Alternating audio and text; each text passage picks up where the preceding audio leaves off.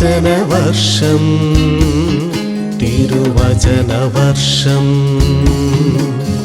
വചനവർഷം തിരുവചനവർഷം നിന്നിൽ വസിച്ചിടാൻ തിരുവചനവർഷം നിന്നിൽ വസിച്ചിടാൻ വചനമാരി പൊഴിക്കണേ ദൈവമേ,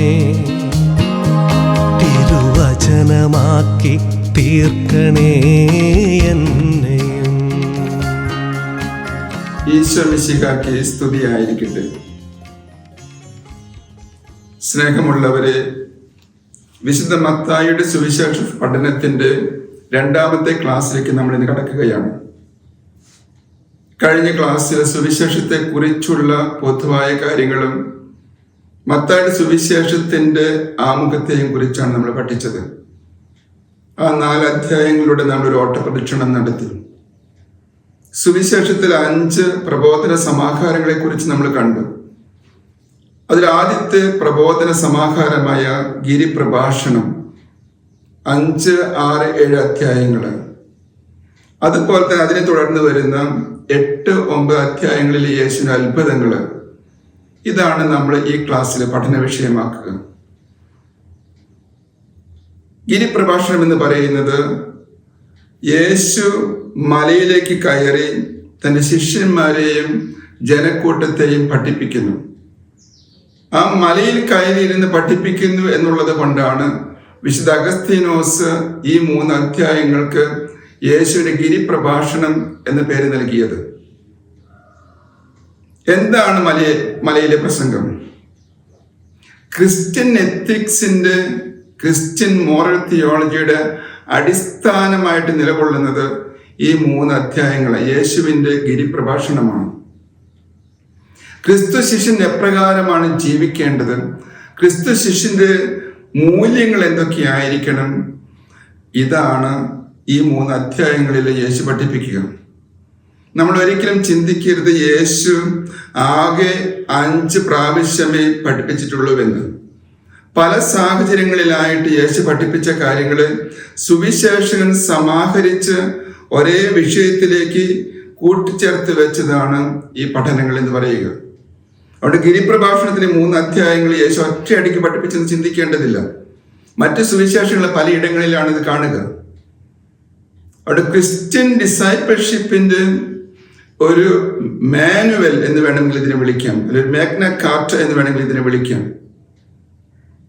ഈ ക്രിസ്തു ശിഷ്യൻ പാലിക്കേണ്ട, ദൈവരാജ്യത്തിന്റെ ശിഷ്യനാകാൻ ആഗ്രഹിക്കുന്ന ഒരു വ്യക്തി എപ്രകാരമാണ് ജീവിക്കേണ്ടത്, എന്തെല്ലാം മൂല്യങ്ങളായിരിക്കണം അവനെ നയിക്കേണ്ടത്, അതാണ് ഈ 3 അധ്യായങ്ങൾ പറഞ്ഞു വെക്കുക. ഇവിടെ നമുക്കറിയാം, പഴയ നിയമത്തില് 10 കൽപ്പനകളുണ്ട്. അതിനോട് ചേർന്ന് മറ്റനുബന്ധ കൽപ്പനകളുണ്ട്.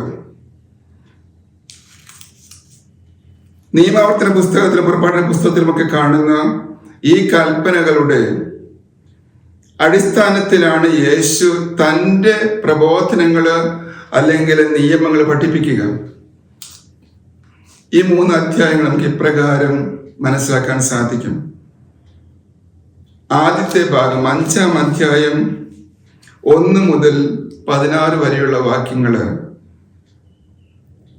ഈ യേശുവിന്റെ പഠനങ്ങളുടെ അടിസ്ഥാന ബോധ്യങ്ങളും മൂല്യങ്ങളുമാണ് അവതരിപ്പിച്ചു വെക്കുക. ആരംഭത്തിലെ തന്നെ നമ്മൾ വേദപദത്തിൽ പഠിച്ചിട്ടുള്ള സുവിശേഷ ഭാഗ്യങ്ങൾ, അഷ്ടസൗഭാഗ്യങ്ങൾ എന്ന് വിളിക്കുന്ന ഭാഗമാണ്. ഇത് വാസ്തവത്തില് ഇവിടെ മാത്രമല്ല കാണുക, പക്ഷെ ക്രിസ്തു ശിഷ്യനെ അടിസ്ഥാനമായിട്ട് അവന് നയിക്കേണ്ട ബോധ്യങ്ങള് എപ്രകാരമായിരിക്കണം, എന്തെല്ലാം കാര്യങ്ങളിലാണ് അവൻ സൗഭാഗ്യം കണ്ടെത്തേണ്ടത്, അതാണ് ഈ അഷ്ടസൗഭാഗ്യം യേശു പറഞ്ഞു വെക്കുക. ഈ ലോകത്തിന്റെ മൂല്യങ്ങളല്ല ക്രിസ്തു ശിഷ്യന്റെ മൂല്യങ്ങളാകേണ്ടത്. ഒരുപക്ഷെ ഈ ലോകത്തിന്റെ മൂല്യങ്ങളായിട്ട് കാണുന്ന പലതും യേശു നിരാകരിക്കുകയാണ്, നിഷേധിക്കുകയാണ്. യേശു ഒരിക്കലും ലോകത്തിൻ്റെതായ സൗഭാഗ്യങ്ങളെ വാഗ്ദാനം ചെയ്ത് ശിഷ്യന്മാരെ വിളിച്ചു കൂട്ടിയ വ്യക്തിയല്ല. യേശുവിന് ദൈവരാജ്യത്തിന്റെ പാത എന്ന് പറയുന്നത് കുരിശിന്റെ പാതയാണ്, സഹനത്തിന്റെ പാതയാണ്, നീതിയുടെ പാതയാണ്. അതുകൊണ്ട് ഈ അഷ്ടസൗഭാഗ്യങ്ങൾ നമ്മൾ നോക്കിയാൽ കാണും, സാധാരണ മനുഷ്യൻ ജീവിക്കാൻ സാധ്യതയുള്ള കാര്യങ്ങളല്ല പറഞ്ഞു വെക്കുക. അതേസമയം അൾട്ടിമേറ്റ് ആയിട്ട് ഒരുവന് സൗഭാഗ്യവും സന്തോഷവും സമാധാനവും പ്രദാനം ചെയ്യുന്ന കാര്യങ്ങളാണ് യേശു പറഞ്ഞു വെക്കുക.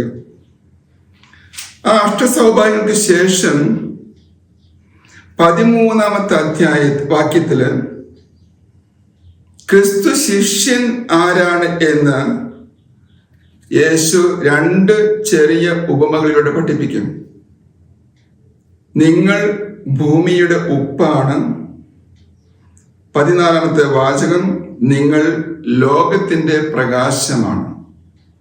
ഒരു ക്രിസ്തു ശിഷ്യനെ യേശു ഡിഫൈൻ ചെയ്യുന്നത് ഇങ്ങനെയാണ് ഈ ഗിരിപ്രഭാഷണത്തിൽ. എന്താണ് യേശു ഉദ്ദേശിക്കുക? ഉപ്പ് എന്ന് പറയുന്നത് ഒരു മനുഷ്യന്റെ, ക്രിസ്തു ശിഷ്യന്റെ ആന്തരിക ഭാവമാണ്. പ്രകാശം എന്ന് പറയുന്നത് ഒരു മനുഷ്യന്റെ ബാഹ്യമായ എക്സ്റ്റേണൽ ആയിട്ടുള്ള ഭാവമാണ്. ക്രിസ്തു ശിഷ്യൻ ആന്തരികമായിട്ടും ബാഹ്യമായിട്ടും ക്രിസ്തു ശിഷ്യനായിരിക്കണമെന്നർത്ഥം. ഉള്ളിലും പുറമേയും ക്രിസ്തു ശിഷ്യനാകുന്ന ഒരു വ്യക്തിയായിരിക്കണം അവൻ. ഈ 2 കൊച്ചു ഉപമകൾ യേശു എടുക്കുമ്പോൾ നമുക്കറിയാം, വളരെ ലളിതമാണിത്. നിങ്ങൾ ഭൂമിയുടെ ഉപ്പാണ്. എന്തൊക്കെയാണ് ഉപ്പിന്റെ ഗുണങ്ങൾ എന്ന് അക്കാലത്ത് മനുഷ്യർക്ക് ഒരുപക്ഷെ നമ്മെക്കാൾ ഏറെ അറിവുണ്ടായിരുന്നു. ഈ ആധുനിക കാലഘട്ടത്തിൽ എല്ലാം റെഡിമെയ്ഡിന്റെ കാലമായതുകൊണ്ട് ഒരുപക്ഷെ ഉപ്പ് എന്താണെന്ന് കണ്ടിട്ടില്ലാത്ത വ്യക്തികൾ പോലും കാണും. പക്ഷേ കുറച്ച് വർഷങ്ങൾക്ക് മുമ്പ് പോലും നമുക്കറിയാം ഉപ്പിന്റെ വ്യത്യസ്തമായ ഗുണങ്ങൾ എന്താണ് എന്നുള്ളത്. അത് രുചി കൂട്ടുക എന്നുള്ളത് മാത്രമല്ല, അതൊരു ഔഷധമാണ്.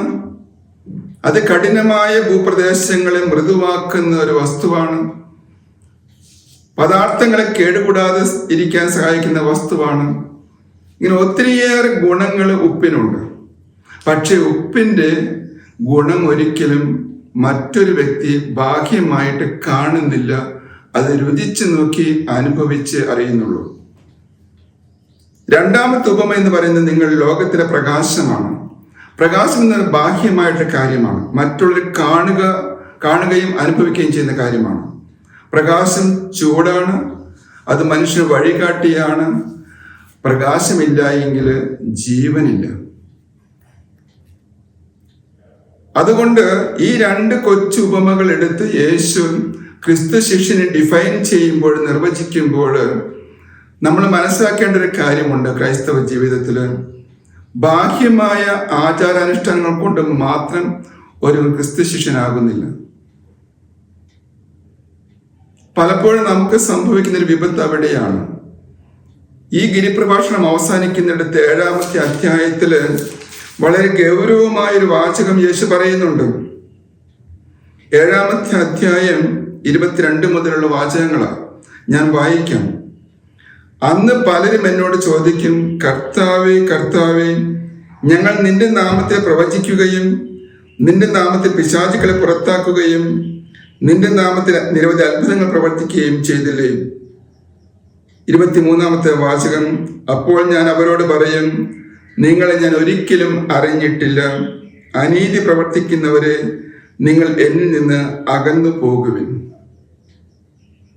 യേശുവിന്റെ ബാഹ്യമായിട്ട് എല്ലാ കാര്യങ്ങളും അനുഷ്ഠിച്ച പ്രത്യക്ഷത്തിൽ ഒരു സൂപ്പർ ക്രിസ്ത്യൻ എന്ന് പറയാവുന്ന ക്രിസ്തു ശിഷ്യനോടാണ് യേശു ഇക്കാര്യങ്ങൾ പറയുക. യേശുവിന്റെ അടുക്കൽ വന്ന എല്ലാ കാര്യങ്ങളും കൃത്യമായിട്ട് ചെയ്തു എന്ന് പറയുമ്പോൾ, യേശു നമുക്ക് അത്ഭുതങ്ങൾ പ്രവർത്തിച്ച് പിശാചുക്കളെ പുറത്താക്കി എന്നെല്ലാം പറയുമ്പോൾ യേശുവിന് മറുപടി വളരെ കഠിനമാണ്. ഞാൻ നിങ്ങളെ അറിയുകയില്ല. അനീതി പ്രവർത്തിക്കുന്നവരെ, നിങ്ങൾ എന്നിൽ നിന്നും അകന്നു പോകുവിൻ. ഇവിടെയാണ് ബാഹ്യമായിട്ട് ചെയ്യുന്ന അത്ഭുതങ്ങൾ പോലും യേശുവിന് സ്വീകാര്യമല്ല. ഒരു വ്യക്തി ആന്തരികമായിട്ടും ക്രൈസ്തവനായിരിക്കണം, ക്രിസ്തു ശിഷ്യനായിരിക്കണം. അനീതി പ്രവർത്തിക്കുന്നവനാകരുത്, നീതി പ്രവർത്തിക്കുന്നവനാകണം. എന്ന് വെച്ചാൽ ഈ മഹാകാര്യങ്ങളെല്ലാം ചെയ്തുകൊണ്ട് തന്നെ ഒരുവന് അനീതിയുടെ മനുഷ്യനായിട്ട് ജീവിക്കാനും സാധിക്കും. ഈ അനീതി എന്താണെന്ന് വെച്ച് കഴിഞ്ഞാൽ, ക്രിസ്തു യേശുവിൻ്റെ ധർമ്മം, യേശുവിൻ്റെ പദ്ധതി നിർവഹിക്കാൻ വന്നതാണ്. അതുകൊണ്ട് ചെയ്യുന്ന കാര്യങ്ങളെല്ലാം ദൈവിക പദ്ധതിക്ക് അനുയോജ്യമാണോ, ചെയ്യുന്ന കാര്യങ്ങൾ, പറയുന്ന വാക്കുകൾ ദൈവിക പദ്ധതിയുടെ പൂർത്തീകരണമാണോ എന്നുള്ളതാണ് യേശുവിൻ്റെ ചിന്ത. സ്നാപക യോഹന്നാനിൽ നിന്ന് മാമോദിസ സ്വീകരിക്കുമ്പോൾ കഴിഞ്ഞ ക്ലാസ്സിൽ ഞാൻ പറഞ്ഞിരുന്നു, മത്തായിയുടെ സുവിശേഷത്തിൽ മാത്രമേ യോഹന്നാനും യേശുവും തമ്മിൽ ഡയലോഗുള്ളൂ. എന്തുകൊണ്ട് മാമോദിസ സ്വീകരിക്കണം എന്നുള്ളതിന് യേശു പറയുന്ന ഉത്തരം ഇതാണ്: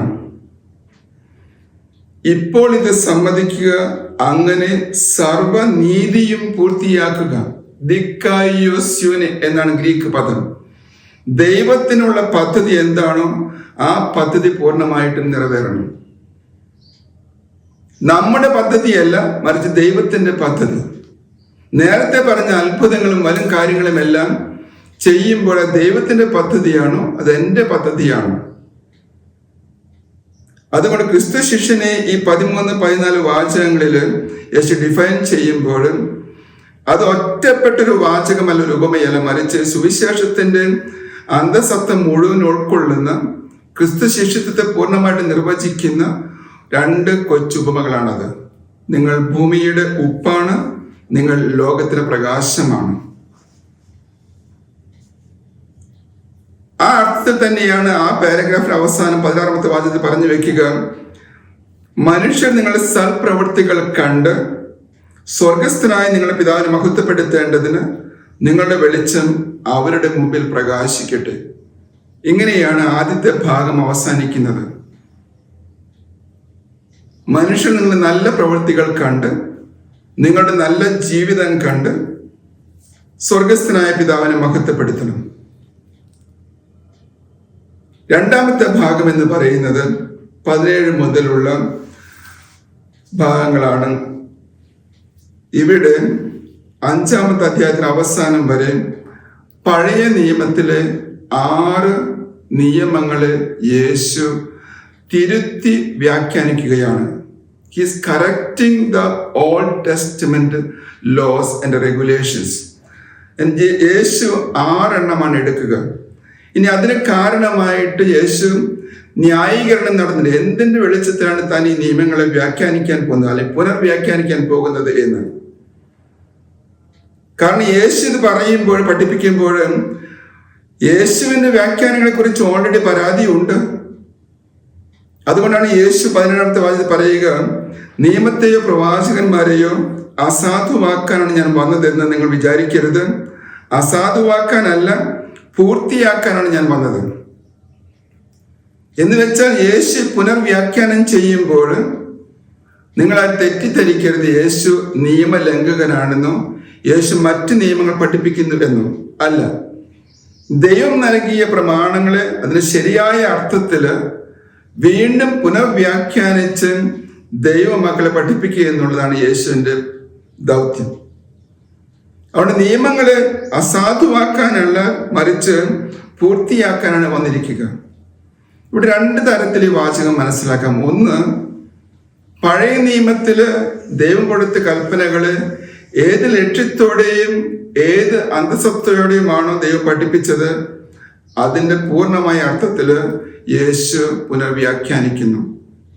2, യേശു എന്ന വ്യക്തി തന്നെയാണ് ഈ നിയമങ്ങളുടെയും പ്രവചനങ്ങളുടെയും പൂർത്തീകരണം. അതുകൊണ്ട് നിയമത്തെ പ്രവാചകന്മാരെയോ ഇല്ലാതാക്കാനല്ല, മറിച്ച് പൂർത്തിയാക്കാൻ പറയുമ്പോഴും യേശു എന്ന വ്യക്തിയിൽ തന്നെയാണ് ഈ പഴയ നിയമവും പ്രവചനങ്ങളും പൂർത്തിയാകുന്നത്. അതുകൊണ്ടാണ് മത്തായിയുടെ സുവിശേഷത്തിലും ലൂക്കായുടെ സുവിശേഷത്തിലും ഒക്കെ എല്ലാം പൂർത്തിയാകുന്ന കാര്യങ്ങൾ പറഞ്ഞുകൊണ്ടിരിക്കുക. യേശുവിലെല്ലാം പൂർത്തിയാകുന്നു. യോഹന്നാൻ സുവിശേഷത്തിലെ യേശു അവസാനത്തെ വാചകം അങ്ങനെയാണ്: കുരിശിൽ കിടന്നുകൊണ്ട് എല്ലാം പൂർത്തിയായി, ദൈവിക പദ്ധതി പൂർത്തിയായി എന്നർത്ഥം. ഇനി എന്തൊക്കെയാണ് യേശു തിരുത്തി പറയുന്ന നിയമങ്ങൾ? ഇവിടെ നമുക്കറിയാം, 1, കൊല്ലരുത് എന്നുള്ള കൽപ്പന. 2, വ്യഭിചാരം ചെയ്യരുത് എന്നുള്ള കൽപ്പന. 3, ഡൈവോഴ്സിനെ കുറിച്ച്, വിവാഹമോചനത്തെ കുറിച്ചുള്ള കൽപ്പന, ആണിയിടരുതെന്നുള്ള കൽപ്പന, അതുപോലെ തിന്മയെ എങ്ങനെ കൈകാര്യം ചെയ്യണമെന്നുള്ള നിയമം, ശത്രുക്കളെ വെറുക്കുക എന്നുള്ള നിയമത്തിന് യേശു വീണ്ടും വ്യാഖ്യാനിച്ച് ശത്രുക്കളെ സ്നേഹിക്കണമെന്നാക്കുന്നു.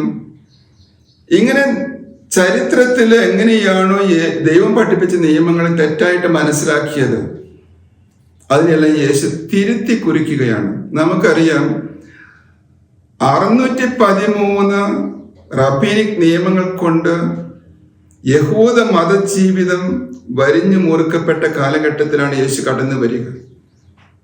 സാബത്തിനെ കുറിച്ച് മാത്രം 39 നിയമങ്ങളുണ്ടായിരുന്നു, എന്തെല്ലാം കാര്യങ്ങൾ ചെയ്യാൻ പാടില്ല എന്ന്. അങ്ങനെ നിയമങ്ങളുടെ ബാഹുല്യം കൊണ്ട് മനുഷ്യ ജീവിതം അല്ലെ വിശ്വാസ ജീവിതം, മതജീവിതം ദുഷ്കരമായി തീർന്ന ഒരവസ്ഥയിലാണ് യേശു തൻ്റെ ദൈവരാജ്യ പ്രഘോഷണവുമായിട്ട് കടന്നു വരിക. അതുകൊണ്ടാണ് 11-ാമത്തെ അധ്യായത്തില് യേശു പറയുന്നത് സത്യമുണ്ട്. 11-ാമത്തെ അധ്യായം 25-ാമത്തെ വാചകം ഇങ്ങനെയാണ്. യേശു സ്വർഗസ്ഥനായ തന്നെ മഹത്വപ്പെടുത്തിയതിനു ശേഷം 28-ാമത്തെ വാചകത്തിൽ പറയും, അധ്വാനിക്കുന്നവരും ഭാരം വഹിക്കുന്നവരും എല്ലാവരും എൻ്റെ അടുക്കൽ വരുവിൻ, ഞാൻ നിങ്ങളെ ആശ്വസിപ്പിക്കാം. എന്നിട്ട് 30-ാമത്തെ വാക്യത്തിൽ യേശു അത് കൺക്ലൂഡ് ചെയ്യും, എൻ്റെ നുഖം വഹിക്കാൻ എളുപ്പമുള്ളതും ചുമട് ഭാരം കുറഞ്ഞതുമാണ്. എന്താണ് നുഖം എന്ന് പറയുക? ഈ നുഖം എന്ന് പറയുന്നത് പഴയ നിയമത്തിലെ നിയമങ്ങളും അനുഷ്ഠാനങ്ങളുമാണ്. ഇതേ വാക്ക് തന്നെ അപ്പസ്തല പ്രവർത്തനങ്ങൾ വരുന്നുണ്ട്. ജെറൂസലം സുനദോസിന്റെ പശ്ചാത്തലത്തില് നമ്മുടെ പിതാക്കന്മാർക്ക് വഹിക്കാൻ കഴിയാതിരുന്ന നുഖം എന്തിനാണ് നമ്മൾ വിജാതിയുടെ മേൽ കെട്ടിവെക്കുന്ന സംസാരം വരുന്നുണ്ട്. എന്ന് വെച്ചാൽ ചുമലിൽ ചുമക്കാൻ ഭാരമുള്ള ഒരു വസ്തുവാണ് മുഖം. യഹൂദരെ സംബന്ധിച്ച് യേശുവിന്റെ കാലഘട്ടമായപ്പോഴേക്കും ഈ മതജീവിതം അത്തരത്തിൽ കഠിനമായി തീർന്നിരുന്നു. 613 നിയമങ്ങളും അതിൻ്റെ മറ്റ് അനുബന്ധ നിയമങ്ങളും ഇതെല്ലാം പാലിച്ച് ജീവിക്കുന്നുള്ള ബുദ്ധിമുട്ടായപ്പോഴാണ് വളരെ ലളിതമായ രീതിയിൽ യേശു ദൈവത്തിന്റെ സ്വർഗരാജ് സന്ദേശവുമായിട്ട് കടന്നു വരിക. ഈ 6 നിയമങ്ങളെ എന്താണ് യേശു ചെയ്യുക? He is interiorizing all these laws of the old testament, the Torah. പിതാവായ ദൈവം, യഹോവയായ ദൈവം എന്താണ് ഉദ്ദേശിച്ചത്, ആ അന്തസത്തയിലേക്ക് ആ നിയമങ്ങളെ വീണ്ടും യേശു പുനഃപ്രതിഷ്ഠിക്കുന്നു. കൊല്ലരുതെന്ന് പറയുമ്പോൾ കൊല്ലുന്ന പ്രവൃത്തി മാത്രമല്ല, അതിനോട് ബന്ധപ്പെട്ട എല്ലാ വിധത്തിലുമുള്ള വധങ്ങളും കൊലപാതകങ്ങളും ഈ നിയമത്തിന്റെ പരിധിയിൽ വരും. Catechism of the Catholic church എന്ന ഗ്രന്ഥത്തില് 10 കൽപ്പനകൾ വ്യാഖ്യാനിച്ച് പോകുമ്പോൾ അവിടെ വ്യക്തമായിട്ട് പഠിപ്പിക്കുന്നുണ്ട്, കൊല്ലുക എന്നുള്ള പ്രവൃത്തി മാത്രമല്ല ഈ പ്രമാണത്തിന്റെ പരിധിയിൽ വരിക. അതുപോലെ തന്നെ വ്യഭിചാരം ചെയ്യരുതെന്ന് പറയുമ്പോൾ ആ വ്യഭിചാരം എന്ന പ്രവൃത്തി മാത്രമല്ല, അതിനോട് ബന്ധപ്പെട്ട മനസ്സിൽ ചിന്ത പോലും വ്യഭിചാരത്തിന്റെ പരിധിയിൽ വരും. അതുകൊണ്ട് യേശു നിയമങ്ങളെയെല്ലാം അതിന്റെ ആന്തരിക സത്തയിൽ പുനഃവ്യാഖ്യാനിക്കുകയാണ് ചെയ്യുക ക്രിസ്തു ശിഷ്യന് വേണ്ടിയിട്ട്. അതിനർത്ഥം പഴയ നിയമത്തിലെ നിയമങ്ങളെ ഇല്ലാതാക്കുന്നു എന്നല്ല, എങ്ങനെയാണ്, ഏത് മനോഭാവത്തോടെയാണ് ഈ നിയമങ്ങളെ അനുഷ്ഠിക്കേണ്ടതെന്നാണ് യേശു പഠിപ്പിച്ചു വെക്കുക. 6-ാമത്തെ അധ്യായത്തിൽ നമ്മൾ കാണുക, 6-ാമത്തെ അധ്യായം 1 മുതൽ 18 വരെയുള്ള വാക്യങ്ങൾ നമ്മൾ കാണുക. എല്ലാ മതങ്ങൾക്കും അടിസ്ഥാനമായ 3 റിലീജിയസ് പയസ് ആക്ട്സിനെ കുറിച്ചാണ്. 3 ഭക്തകൃത്യങ്ങൾ. ഇത് ഒരുവിധം എല്ലാ മതങ്ങൾക്കും അടിസ്ഥാനമായിട്ടുള്ളതാണ്. എന്തൊക്കെയാണ് 3 കൃത്യങ്ങൾ? ധർമ്മം കൊടുക്കുക, ധർമ്മദാനം, പ്രാർത്ഥന, ഉപവാസം. ഈ 3 കാര്യങ്ങളെ കുറിച്ചും യേശു അനുഷ്ഠിക്കണ്ട എന്നല്ല പറയുക. നേരത്തെ പറഞ്ഞതുപോലെ തന്നെ ഏത് മനോഭാവത്തോടെ ആയിരിക്കണം ഇവ അനുഷ്ഠിക്കേണ്ടത്. 6-ാമത്തെ അധ്യായം 1-ാമത്തെ വാചകം ആരംഭിക്കുന്ന ഇപ്രകാരമാണ്: മറ്റുള്ളവരെ കാണിക്കാൻ വേണ്ടി അവരുടെ മുമ്പിൽ വെച്ച് നിങ്ങളുടെ സൽക്കർമ്മങ്ങൾ അനുഷ്ഠിക്കാതിരിക്കാൻ സൂക്ഷിച്ചു കൊള്ളുവിൻ. വാക്കുകൾ വളരെ കൃത്യമാണ്. 5-ാമത്തെ അധ്യായത്തിലെ 16-ാം വാക്യം നമ്മളിപ്പോൾ തന്നെ കണ്ടു. മനുഷ്യൻ നിങ്ങളുടെ സൽപ്രവർത്തികൾ കണ്ട് സ്വർഗസ്ഥനായ നിങ്ങളെ പിതാവിനെ മഹത്വപ്പെടുത്തേണ്ടതിന് നിങ്ങളെ വെളിച്ചം മുമ്പിൽ പ്രകാശിക്കട്ടെ. ഈ രണ്ടും തമ്മിൽ ഒരു കോൺട്രഡിക്ഷനും ഇല്ല. നമ്മൾ നല്ല പ്രവൃത്തികൾ ചെയ്യുന്നു, അത് മറ്റുള്ളവർ കാണണം. പക്ഷെ മറ്റുള്ളവരെ കാണിക്കാൻ വേണ്ടി സൽപ്രവർത്തികൾ ചെയ്യുന്നത് തെറ്റാണ് എന്നാണ് 6-ാമത്തെ അധ്യായത്തിൽ യേശു പറഞ്ഞു വെക്കുക.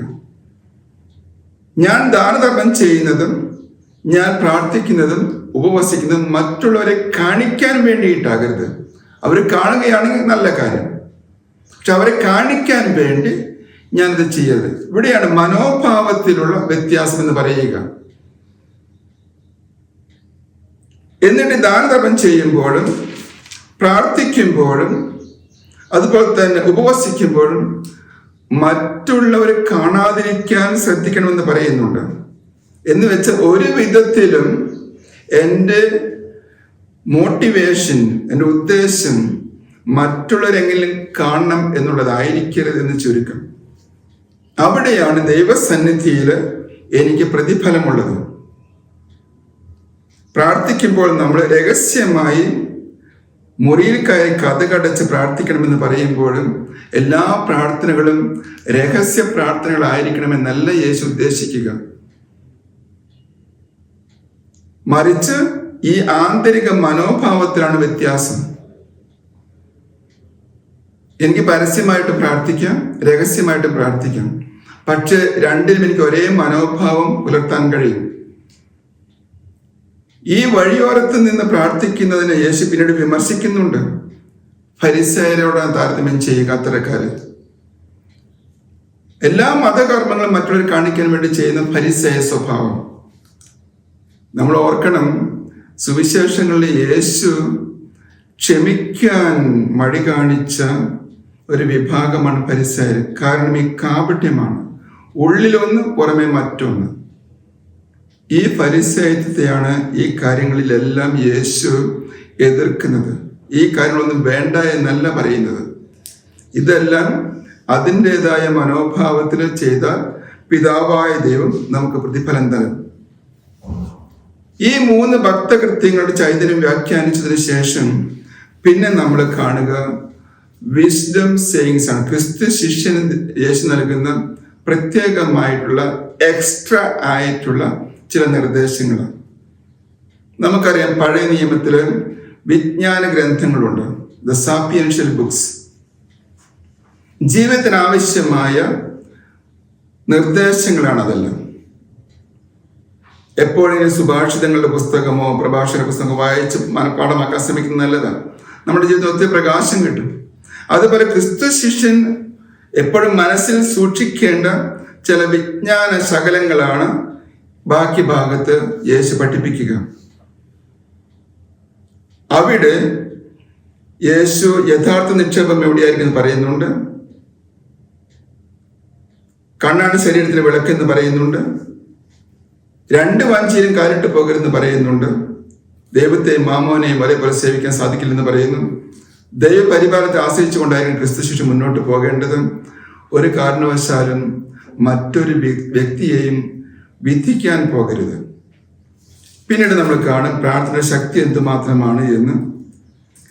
പിന്നീട് നമ്മൾ 7-ാമത്തെ അധ്യായം 13 മുതലുള്ള വാക്യങ്ങളിൽ കാണുക യുഗാന്ത്യോന്മുഖമായിട്ട് ശിഷ്യൻ ജീവിക്കേണ്ടതിനെ കുറിച്ച്.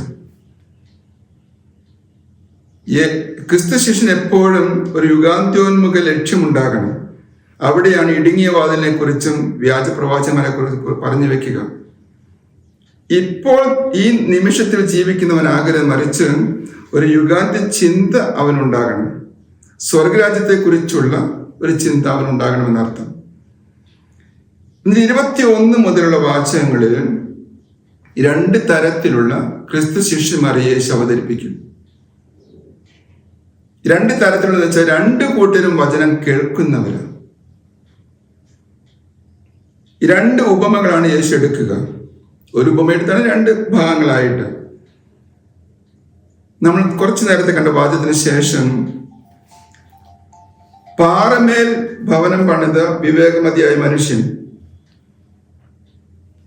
മണൽപ്പുറത്ത് ഭവനം പണിത ഭോഷനായ മനുഷ്യൻ. വിവേകി എന്നും ഭോഷൻ എന്നും നമുക്കറിയാം. പഴയ നിയമത്തിലെ വിജ്ഞാനത്തിലെ പുസ്തകത്തില് കുറെ ഉപയോഗിക്കുന്ന വാക്കാണ് ഭോഷൻ, അല്ലെങ്കിൽ അതിൻ്റെ ഓപ്പോസിറ്റ് ജ്ഞാനി. ജ്ഞാനം ഭോഷത്വം. ഇതേ രീതിയിൽ തന്നെയാണ് യേശു ഇവിടെയും പഠിപ്പിക്കുക. ഈ രണ്ട് കൂട്ടർക്കും പൊതുവായൊരു കാര്യം എന്താണെന്ന് അറിയോ? അവർ വചനം കേൾക്കുന്നു, വചനം പഠിക്കുന്നു, വചനം വായിക്കുന്നു. പക്ഷേ വിവേകിയായ മനുഷ്യൻ ആ വചനമനുസരിച്ച് ജീവിക്കുന്നു. കാറ്റൂതി, വെള്ളപ്പൊക്കമുണ്ടായി, മഴ പെയ്തു, ആ ഭവനത്തിന് മേൽ ആഞ്ഞടിച്ചു, അതിനൊന്നും സംഭവിച്ചില്ല. പാറപ്പുറത്ത് പണിത വീട് പോലെയാണ് വചനം കേട്ട് അതനുസരിച്ച് ജീവിക്കുന്ന വ്യക്തിയുടെ ജീവിതം. വചനം കേട്ടു, പഠിച്ചു, പകർത്തി എഴുതി, പക്ഷേ വചനം ജീവിക്കുന്നില്ല എങ്കിൽ അവന്റെ ജീവിതത്തിൽ പ്രതിസന്ധികൾ വരുമ്പോൾ, മഴയുണ്ടാകുമ്പോൾ, കാറ്റും കോളും ഉണ്ടാകുമ്പോൾ, അതിന്റെ ആഞ്ഞടിക്കലില് അവന്റെ വീട്, അവന്റെ ജീവിതം വീണു പോകും. ഇതിന്റെ പശ്ചാത്തലത്തിലാണ് നേരത്തെ വായിച്ച വാചകം അനീതി പ്രവർത്തിക്കുന്നവര് എന്ന് കർത്താവ് വിളിച്ചത്. ഇനി എന്താണ് ക്രിസ്തു ശിഷ്യന്റെ ചിന്തയിൽ എപ്പോഴും ഉണ്ടാകേണ്ട, ഈ കാര്യങ്ങളെല്ലാം ചെയ്യുമ്പോൾ ഉണ്ടാകേണ്ട അടിസ്ഥാന ചിന്ത എന്താണ്? 7-ാമത്തെ അധ്യായം 12-ാമത്തെ വാക്യത്തില് സഭാപിതാക്കന്മാരുടെ കാലം മുതൽ ചരിത്രകാരന്മാർ എല്ലാവരും വിളിക്കുന്ന ഒരു കനക നിയമമുണ്ട്, the golden rule of Jesus. ഇത് എല്ലാ മതഗ്രന്ഥങ്ങളിലും കാണുന്നൊരു വാക്യമാണ്. അത് നെഗറ്റീവായിട്ടാകും പോസിറ്റീവായിട്ടാകും. ആ വാചകം ഇപ്രകാരമാണ്: മറ്റുള്ളവർ നിങ്ങൾക്ക് ചെയ്തു തരണമെന്ന് നിങ്ങൾ ആഗ്രഹിക്കുന്നതെല്ലാം നിങ്ങൾ അവർക്ക് ചെയ്യുവിൻ. ഇതാണ് നിയമവും പ്രവാചകന്മാരും. മറ്റുള്ളവർ നിങ്ങൾക്ക് ചെയ്തു തരണമെന്ന് നിങ്ങൾ ആഗ്രഹിക്കുന്നതെല്ലാം നിങ്ങൾ അവർക്ക് ചെയ്യുവിൻ. ഇതാണ് നിയമവും പ്രവാചകന്മാരും. അത്ര ലളിതമായിട്ട് യേശു ഒറ്റ വാചകത്തില് പൂർണ്ണമായിട്ടുള്ള ഈ എല്ലാ നിയമങ്ങളെയും പ്രവചനങ്ങളെയും ഉൾക്കൊള്ളിച്ചിരിക്കുന്നു. ഇതിനെ പോസിറ്റീവായിട്ട് നെഗറ്റീവായിട്ട് നമുക്ക് വ്യാഖ്യാനിക്കാം. നെഗറ്റീവായിട്ട് എന്ന് പറയുമ്പോൾ, എന്നോട് മറ്റൊരുവൻ ചെയ്യാൻ പാടില്ല എന്ന് ഞാൻ ആഗ്രഹിക്കുന്ന കാര്യം, എന്നോട് എന്നെക്കുറിച്ച് മറ്റുള്ളവർ പറയാൻ പാടില്ല എന്ന് ഞാൻ ആഗ്രഹിക്കുന്ന കാര്യം, എന്നെക്കുറിച്ച് മറ്റുള്ളവർ ചിന്തിക്കാൻ പാടില്ല എന്ന് ഞാൻ ആഗ്രഹിക്കുന്ന കാര്യം, മറ്റുള്ളവരെ കുറിച്ച് ഞാനും ചെയ്യരുത്, ഞാനും ചിന്തിക്കരുത്, അവരോട് ഞാൻ അങ്ങനെ പെരുമാറരുത്. പോസിറ്റീവായിട്ട് മറ്റുള്ളവർ എന്തൊക്കെ എന്നോട് ചെയ്തു തരണമെന്ന്, മറ്റുള്ളവർ എന്നെ എങ്ങനെ കാണണമെന്ന്, മറ്റുള്ളവർ എന്നോട് എങ്ങനെ പെരുമാറണമെന്ന്, സംസാരിക്കണമെന്ന്, മറ്റുള്ളവർ എന്നെക്കുറിച്ച് എങ്ങനെ ചിന്തിക്കണമെന്ന് ഞാൻ ആഗ്രഹിക്കുന്നുവോ അതുപോലെ ഞാൻ അവരോട് തിരിച്ച് പെരുമാറുക, അവരെ കുറിച്ച് സംസാരിക്കുക, അവരെ കുറിച്ച് ചിന്തിക്കുക. എന്ന് വെച്ചാൽ യേശു വ്യാഖ്യാനിച്ചു പോകുന്ന നിയമങ്ങളുടെ, യേശുവിന്റെ എല്ലാ പഠനങ്ങളുടെയും അന്തസത്ത ഈ ഒറ്റ വാചകത്തിലുണ്ട്. അതുകൊണ്ടാണ് നമ്മൾ അതിനെ the golden rule of Jesus എന്ന് വിളിക്കുക. ഈ ഗിരിപ്രഭാഷണത്തിന്റെ അവസാനം നമ്മൾ കാണുന്നൊരു കാര്യമുണ്ട്. 28-ാമത്തെ വാക്യം ശ്രദ്ധിക്കുക. യേശു ഈ വചനങ്ങൾ അവസാനിപ്പിച്ചപ്പോൾ ജനാവലി അവന്റെ പ്രബോധനത്തെ പറ്റി വിസ്മയിച്ചു. അവരുടെ നിയമജ്ഞരെ പോലെയല്ല, അധികാരമുള്ളവനെ പോലെയാണ് അവൻ പഠിപ്പിച്ചത്. അവരുടെ നിയമജ്ഞരെ പോലെയല്ല, അധികാരമുള്ളവനെ പോലെയാണ് അവൻ പഠിപ്പിച്ചത്. ഗ്രീക്കിലെ എക്സൂസിയ എന്ന് പറയും. ആധികാരികമായ ദൈവ പഠനമാണ് ഇവിടെ നടക്കുക. പഴയ നിയമത്തില് മോശ ഇതുപോലെ പഠിപ്പിക്കുന്നുണ്ട്. അവിടെ മോശ ഉപയോഗിക്കുന്ന ശൈലിയുണ്ട്. കർത്താവ് നിങ്ങളോട് കൽപ്പിക്കുന്നു, കർത്താവ് നിങ്ങളോട് അരുളി ചെയ്യുന്നു. പക്ഷെ യേശു ഇവിടെ പഠിപ്പിക്കുമ്പോൾ എന്ന് പറയപ്പെട്ടത് നിങ്ങൾ കേട്ടിട്ടുണ്ടല്ലോ, എന്നാൽ ഞാൻ നിങ്ങളോട് പറയുന്നു. ഇതൊരു എംഫാറ്റിക് ഞാൻ എന്നാണ്. എന്ന് വെച്ചാൽ ഗ്രീക്ക് ഭാഷയിൽ ഈ പ്രോനൗൺസ് ഇല്ലാതെ തന്നെ വെർബ് ഉപയോഗിക്കാം. പ്രോനൗൺസ് ഉപയോഗിക്കുന്നുണ്ട് എങ്കിൽ അതിനർത്ഥം ആധികാരികമായിട്ട് വളരെ അസർട്ടീവായിട്ട് ഞാനൊരു കാര്യം പറയുമ്പോഴാണ്. അതുകൊണ്ട് കർത്താവ് പറഞ്ഞു, യഹോവ പറഞ്ഞു എന്നല്ല യേശു പഠിപ്പിക്കുക, ഞാൻ പറയുന്നു എന്ന് വെച്ചാൽ യേശു ആധികാരികമായിട്ട് എന്ത് ആധികാരികതയാണത്? ദൈവം എന്നുള്ള ആധികാരികതയാണ്. യേശു ഒരു ദൈവപുത്രനല്ല, യേശു ദൈവം തന്നെയാണ്. കാരണം 1-ാമത്തെ അധ്യായം നമ്മൾ കണ്ടു, യേശുവിന് കൊടുത്ത പേര് ഇമ്മാനുവേൽ എന്ന, ദൈവം നമ്മോട് കൂടെയുള്ള ദൈവമാണ് ഈ പഠനങ്ങൾ തന്റെ പുതിയ ശിഷ്യന്മാർക്ക് നൽകുക, തന്റെ പുതിയ ജനത്തിന് നൽകുക. അതുകൊണ്ട് ആ ആധികാരികത, ദ ഡിവൈൻ അതോറിറ്റി ജനങ്ങള് ഈ പഠനത്തിന്റെ അവസാന ഭാഗത്ത് തിരിച്ചറിയുകയും അവർ വിസ്മയിക്കുകയും ചെയ്യുന്നുണ്ട്. ജനാവലി അവന്റെ പ്രബോധനത്തെ പറ്റി വിസ്മയിച്ചു. അധികാരമുള്ളവനെ പോലെയാണ് പഠിപ്പിച്ചത്. അധികാരം എന്ന പവർ എന്നുള്ള അർത്ഥത്തിലല്ല, മറിച്ച് ആധികാരികതയോടെയാണ് പഠിപ്പിച്ചത്. ഇനി നമുക്ക് യേശുവിന്റെ അത്ഭുതങ്ങളിലേക്ക് കടക്കാം. 8-9 അധ്യായങ്ങളിലാണ് യേശുവിന്റെ അത്ഭുതങ്ങളുടെ ആദ്യ സമാഹാരം നമ്മൾ കാണുക. ഈ 5, 6, 7 അധ്യായങ്ങളും 8, 9 അധ്യായങ്ങളെയും വേണമെങ്കിൽ ഒറ്റ ബ്ലോക്കായിട്ട് നമുക്ക് കാണാൻ സാധിക്കും സുവിശേഷത്തിൽ. അതിന് കാരണം 4-ാമത്തെ അധ്യായത്തിൽ യേശു ഈ ഗിരിപ്രഭാഷണം തൊട്ട് മുമ്പുള്ള ഭാഗത്ത് കഴിഞ്ഞ ക്ലാസ്സിൽ കണ്ടതുപോലെ തന്നെ തന്റെ ദൗത്യത്തെ സമാഹരിച്ച് പറയുന്നുണ്ട്. അവൻ അവരുടെ സിനഗോഗുകളിൽ പഠിപ്പിച്ചും രാജ്യത്തിന് സുവിശേഷം പ്രസംഗിച്ചും ജനങ്ങളുടെ എല്ലാ രോഗങ്ങളും വ്യാധികളും സുഖപ്പെടുത്തിയും ഗലീലി മുഴുവൻ ചുറ്റി സഞ്ചരിച്ചു. 4-ാമത്തെ അധ്യായം 23-ാമത്തെ വാചകം. ഇനി 9-ാമത്തെ അധ്യായം 35-ാമത്തെ വാചകം നോക്കിയാൽ, യേശു അവരുടെ സിനഗോഗുകളിൽ പഠിപ്പിച്ചും രാജ്യത്തിന് സുവിശേഷം പ്രസംഗിച്ചും എല്ലാ രോഗങ്ങളും വ്യാധികളും സുഖപ്പെടുത്തിയും എല്ലാ നഗരങ്ങളിലും ഗ്രാമങ്ങളിലും ചുറ്റി സഞ്ചരിച്ചു. ഈ 2 ടെക്സ്റ്റുകള്, 2 വാക്യങ്ങള് ഒരു ഇൻവെർട്ടഡ് കോമ പോലെ, ഒരു ബ്രാക്കറ്റ് പോലെ നമുക്ക് കാണാം. എന്ന് വെച്ചാൽ യേശുവിന്റെ the powerful words of Jesus and the powerful deeds of Jesus ഒറ്റ ബ്ലോക്കായിട്ട് സുവിശേഷം അവതരിപ്പിച്ചിരിക്കുന്നു. എന്താണ് അത്ഭുതം എന്ന് വെച്ചാൽ, പോപ്പുലർ സെൻസിൽ നമുക്ക് അതിശയം ഉണ്ടാക്കുന്ന എന്തിനെ നമ്മൾ അത്ഭുതം എന്ന് വിളിക്കും. എന്തൊരു അത്ഭുതമാണ് എന്ന് നമ്മൾ പറയില്ലേ? അതൊരു പോപ്പുലർ സെൻസാണ്, സാധാരണ ജനങ്ങളുടെ ഒരു ചിന്താ രീതിയാണ്. നമ്മുടെ ബുദ്ധിക്ക്, സാധാരണ ബുദ്ധിക്ക് പതിവില്ലാത്തൊരു കാര്യം കാണുകയോ കേൾക്കുകയോ ചെയ്യുമ്പോൾ നമ്മൾ അതിന് അത്ഭുതം എന്ന് വിശേഷിപ്പിക്കും. ദൈവശാസ്ത്രപരമായിട്ടുള്ള അർത്ഥം എന്താണെന്ന് ചോദിച്ചു കഴിഞ്ഞാൽ, ഈ പ്രകൃതി നിയമങ്ങൾക്കെല്ലാം അതീതമായിട്ട് ദൈവത്തിന്റെ പ്രവർത്തനത്താൽ മാത്രം സംഭവിക്കുന്ന ഒരു പ്രവൃത്തിയെയാണ് അത്ഭുതമെന്ന് തോമസ് അക്വിനാസ് വിളിച്ചിരിക്കുക. ഈ പ്രകൃതി നിയമങ്ങൾക്കെല്ലാം അതീതമായിട്ട് ദൈവത്തിന്റെ ഇടപെടൽ കൊണ്ട് മാത്രം സംഭവിക്കുന്ന ഒരു സംഗതിയെയാണ് അത്ഭുതമെന്ന് വിശേഷിപ്പിക്കുക. നമുക്കറിയാം, യേശുവിന്റെ ജീവിതത്തിൽ മാത്രമല്ല, അപ്പസ്തോലന്മാരുടെ ജീവിതത്തിലും പഴയ നിയമത്തിലെ പ്രവാചകന്മാരുടെ ജീവിതത്തിലും ഒക്കെ അത്ഭുതങ്ങൾ നടക്കുന്നുണ്ട്. അതുകൊണ്ട് യേശു മാത്രമേ അത്ഭുതം ചെയ്തിട്ടുള്ളൂ എന്ന് ചിന്തിക്കേണ്ടതില്ല. എലിയ പ്രവാചകനും എലീശ പ്രവാചകനും പത്രോസും പൗലോസും ഒക്കെ അത്ഭുതങ്ങൾ ചെയ്യുന്നുണ്ട്. അതുകൊണ്ട് യേശുവിനെ മാത്രം സവിശേഷത എല്ലാ അത്ഭുതങ്ങളും പ്രവർത്തിക്കുക എന്നുള്ളത്. എന്താണ് ഈ അത്ഭുതങ്ങളുടെ ലക്ഷ്യം? അത്ഭുതങ്ങൾ ഒന്നാമത്തേത്, all the miracles are life giving or life generating miracles. യേശു ഒരിക്കലും തൻ്റെ അത്ഭുത ശക്തിയെ നശിപ്പിക്കാൻ വേണ്ടി മറ്റുള്ളവരെ നശിപ്പിക്കൊണ്ട് ചെയ്തിട്ടില്ല. ജീവൻ കൊടുക്കുകയോ ജീവനെ പോഷിപ്പിക്കുകയോ ചെയ്യുന്ന അത്ഭുതങ്ങളാണ് എല്ലാം. ഇവിടെ യേശു അത്തിവൃക്ഷത്തെ ഉണർത്തുന്നൊരു സംഭവമുണ്ട്. ഒരു പക്ഷെ നിങ്ങൾ ആരെങ്കിലും ചോദിച്ചേക്കാം, അപ്പോൾ ആ അത്ഭുതമോ എന്ന്.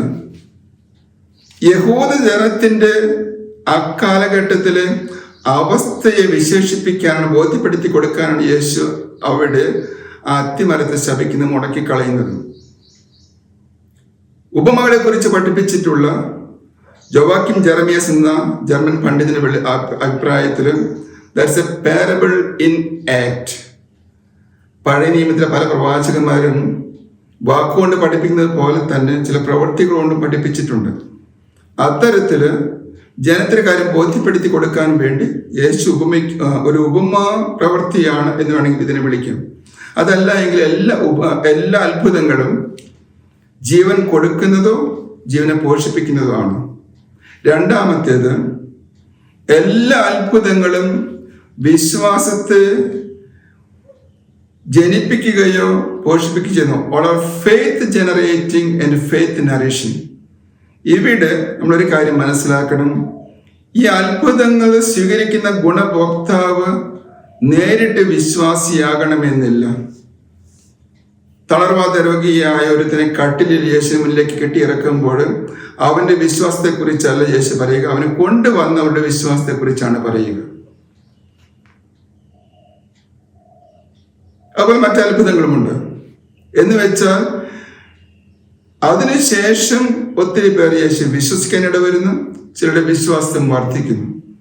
മൂന്നാമത്തേത്, ഈ അത്ഭുതങ്ങളെല്ലാം തന്നെ യേശുവിൻ്റെ മനുഷ്യരോടുള്ള കാരുണ്യത്തിന്റെ അടയാളമാണ്. അപ്പം വർദ്ധിപ്പിക്കുന്ന സമയത്ത് മത്തായി സുവിശേഷം പറയും, യേശുവിന് അവരുടെ മേൽ അനുകമ്പ തോന്നി. അത് വിശക്കുന്നവന്റെ മേലുള്ള യേശുവിന്റെ അനുകമ്പയാണ്. പക്ഷെ മത്തായിയുടെ സുവിശേഷത്തിൽ തന്നെ 9-ാമത്തെ അധ്യായത്തില് അവസാനത്തെ ഭാഗത്താണ് നമ്മൾ ആദ്യമായിട്ട് ഇത്തരത്തിൽ യേശുവിന് അനുകമ്പ തോന്നിയതായിട്ട് കാണുക. 9-ാമത്തെ അധ്യായം 36 മുതലുള്ള വാചകങ്ങൾ. ജനക്കൂട്ടങ്ങളെ കണ്ടപ്പോൾ യേശുവിന് അവരുടെ മേൽ അനുകമ്പ തോന്നി. എന്താണ് അനുകമ്പയുടെ കാരണം? അവരുടെ രോഗങ്ങളോ അവരുടെ പട്ടിണിയോ ഒന്നുമല്ല. അവർ ഇടയില്ലാത്ത ആടുകളെ പോലെ പരിഭ്രാന്തരും നിസ്സഹായരുമായിരുന്നു. ഒരു പാസ്റ്ററൽ കമ്പാഷൻ. അതുകൊണ്ട് ഭക്ഷണത്തെക്കുറിച്ചോ പട്ടിണിയെക്കുറിച്ചോ സമ്പത്തിനെ കുറിച്ചുള്ള കാര്യങ്ങളല്ല യേശു പറയുക. ദൈവജനം നല്ല ഒരു ഇടയിലില്ലാത്തതിന്റെ പേരില് ലക്ഷ്യബോധമില്ലാതെ നിസ്സഹായരായിട്ടിരിക്കുന്ന, പരിഭ്രാന്തരായിട്ടിരിക്കുന്ന അവസ്ഥയിൽ യേശുവിൻ്റെ അനുകമ്പ പ്രകടമാകുന്നു. ഒരു പക്ഷേ മനുഷ്യാവതാരത്തിന്റെ തന്നെ ലക്ഷ്യം ഈ ഒരു അനുകമ്പയാണെന്ന് വേണം കരുതാൻ. അതുകൊണ്ട് അത്ഭുതങ്ങളുടെ മൂന്നാമത്തെ കാര്യം എന്ന് പറയുന്നത് മനുഷ്യരോടുള്ള ദൈവത്തിന്റെ അനുകമ്പയാണ്. നാലാമത്തെ കാര്യം യേശുവിൻ്റെ ദൈവത്വത്തെ വെളിപ്പെടുത്തുന്ന പ്രവൃത്തികളാണ് അത്ഭുതങ്ങൾ.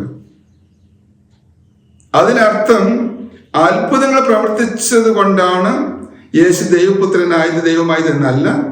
യേശു ദൈവമായത് കൊണ്ടാണ് യേശു അത്ഭുതങ്ങൾ പ്രവർത്തിച്ചത്.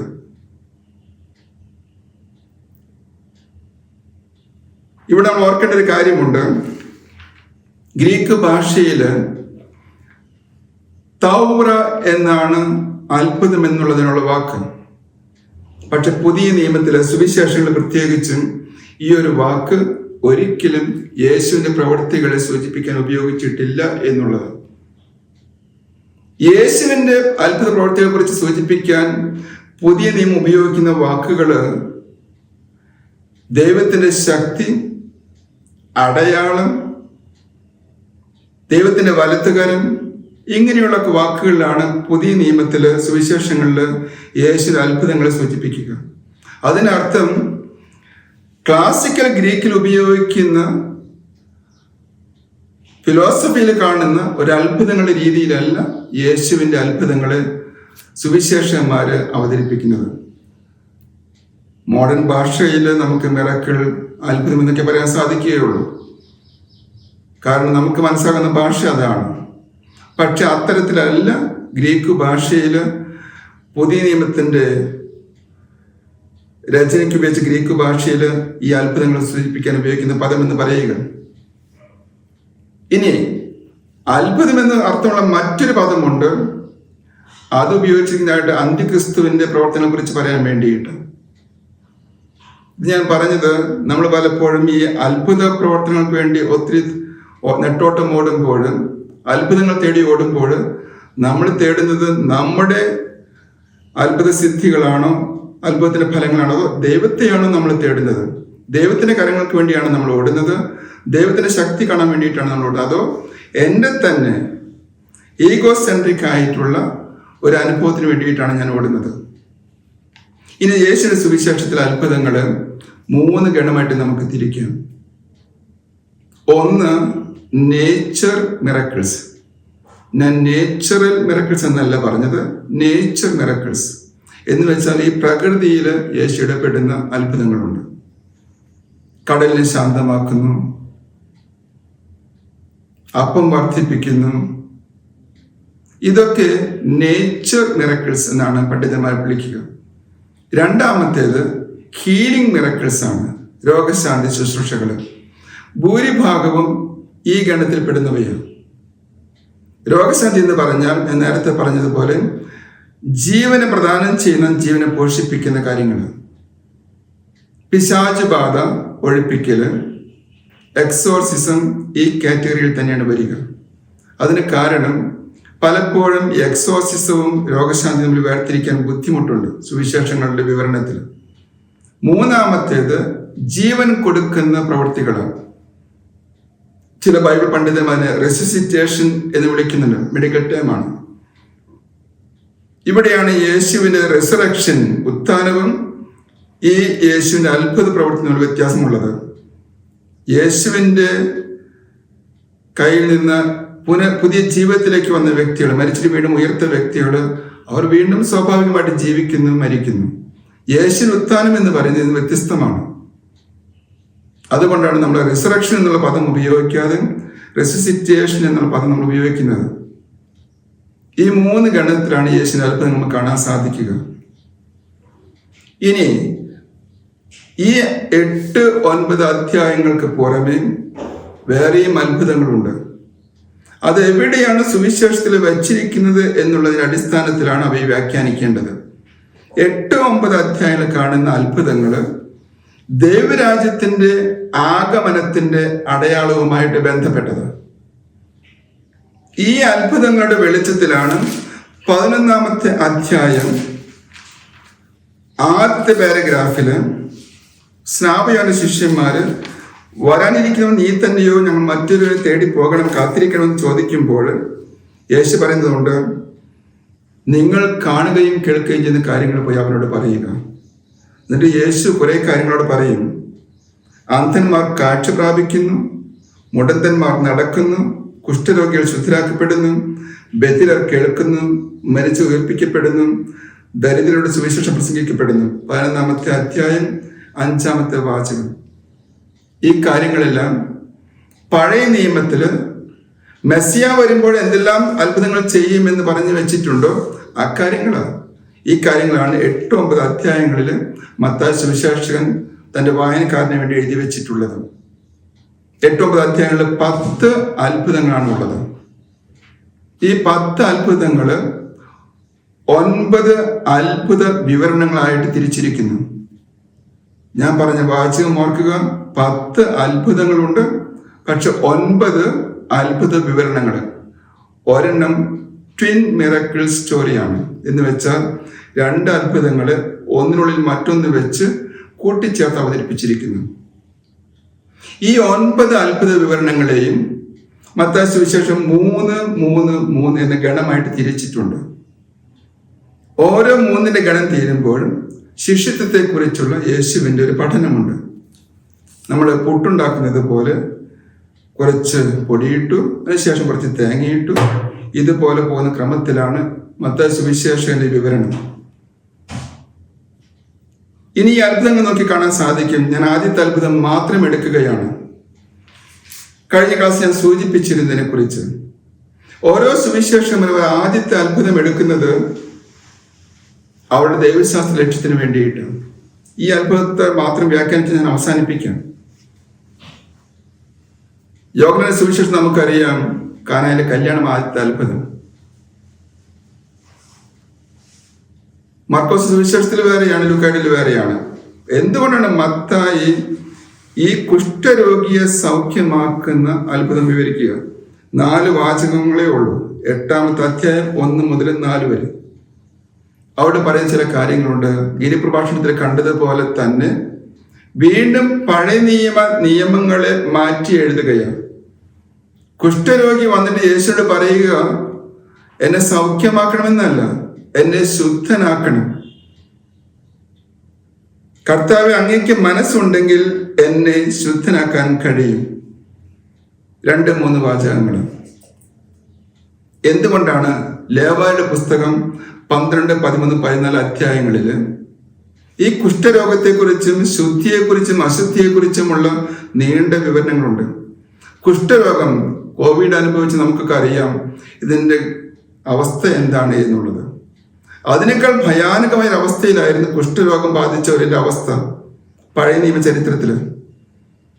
പൂർണ്ണമായിട്ടും എല്ലാ സമൂഹത്തിൽ നിന്നും ഒറ്റപ്പെടുത്തപ്പെടുന്ന, ക്വാറന്റൈനിൽ കഴിയേണ്ടി വരുന്നൊരവസ്ഥ. മതപരമായിട്ട്, സാമൂഹ്യമായിട്ട്, രാഷ്ട്രീയമായിട്ട് എല്ലാം ഒറ്റപ്പെടുത്തൊരവസ്ഥ. ഇവിടെ നമ്മൾ മനസ്സിലാക്കണം, യേശു അവനെ സ്പർശിച്ച് സൗഖ്യമാക്കുന്നു. എനിക്ക് മനസ്സുണ്ട്, നിനക്ക് സൗഖ്യമുണ്ടാകട്ടെ എന്നല്ല, നിനക്ക് ശുദ്ധി വരട്ടെ. എന്തൊക്കെയാണ് അശുദ്ധമായത്, എന്തൊക്കെയാണ് ശുദ്ധമായത് എന്നുള്ളതിൻ്റെ ദീർഘമായ വിവരണങ്ങൾ പഴയ നിയമത്തിലുണ്ട്. അതിന്റെ വെളിച്ചത്തിൽ ഇതിനെ മനസ്സിലാക്കുകയാണ് എങ്കിൽ ഈ അശുദ്ധനാകുന്ന ഒരു വ്യക്തി, കുഷ്ഠം അവനെ അശുദ്ധനാക്കുന്നു എന്നാണ് സമൂഹം അവനെ വിലയിരുത്തിയത്. അതിന്റെ പേരിലാണ് അവൻ പുറത്തു പോകേണ്ടി വന്നത്. പിന്നെയുള്ള അധ്യായം നമുക്ക് കാണാൻ സാധിക്കും, ആന്തരിക ശുദ്ധിയെ കുറിച്ചാണ് യേശു പഠിപ്പിക്കുക. കുഷ്ഠം എന്ന് പറയുന്നത് ബാഹ്യമായ അശുദ്ധിയെ കുറിച്ച്. അവൻ സൗഖ്യമായി കഴിയുമ്പോൾ അവന് വീണ്ടും സമൂഹത്തിലേക്ക് വരും. ഓർക്കണം, ഒരുവൻ സമൂഹത്തിന് പുറത്തു പോകുന്നതിന് he's marginalised, he's isolated just because of this leprosy.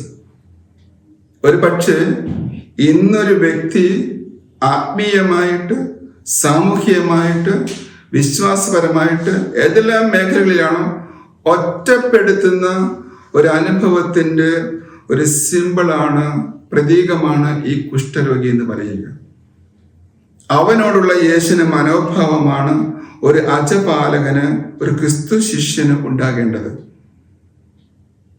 നമ്മൾ ഒരിക്കലും ചിന്തിക്കരുത് യേശു പഴയ നിയമം ലംഘിച്ചുവെന്ന്. അവനെ സ്പർശിച്ചപ്പോൾ നമുക്കറിയാം, പഴയ നിയമ കാഴ്ചപ്പാടനുസരിച്ച് കുഷ്ഠരോഗിയെ സ്പർശിക്കുന്നവനും അശുദ്ധനാണ്. പക്ഷെ യേശുവിനെ സ്പർശിച്ചാണ് സൗഖ്യമാക്കുന്നത്. Explicitly he's violating the rule. പക്ഷെ തൊട്ടടുത്ത വാചകം ശ്രദ്ധിച്ചറിയാം, യേശു പഴയ നിയമത്തിന്റെ സത്യത്തിലുള്ള യഥാർത്ഥത്തിലുള്ള നിയമങ്ങൾക്ക് ഒന്നും എതിരല്ല. കാരണം അവസാനത്തെ വാചകം എങ്ങനെയാണ്? പോയി നിന്നെ തന്നെ പുരോഹിതനെ കാണിച്ചു കൊടുക്കുകയും മോശ കൽപ്പിച്ചിട്ടുള്ള കാഴ്ച ജനത്തിന്റെ സാക്ഷ്യത്തിനായി സമർപ്പിക്കുകയും ചെയ്യുക. എന്ന് വെച്ചാൽ പുരോഹിതന്റെ അടുക്കൽ പോകാൻ പറയുന്നതും കാഴ്ച സമർപ്പിക്കാൻ പറയുന്നതും ജനത്തിന്റെ സാക്ഷ്യത്തിനായിട്ട്. കാരണം ജനം അറ്റസ്റ്റ് ചെയ്യണം, പുരോഹിതൻ അറ്റസ്റ്റ് ചെയ്യണം ഇവൻ ശുദ്ധനായി എന്ന്. അതുകൊണ്ട് യേശു ഒരേ സംഭവത്തിൽ തന്നെ ഒരേ സമയം നിയമം ലംഘിക്കുകയും ഒരേ സമയം നിയമത്തിന് വിധേയനാവുകയും ചെയ്യുന്നു.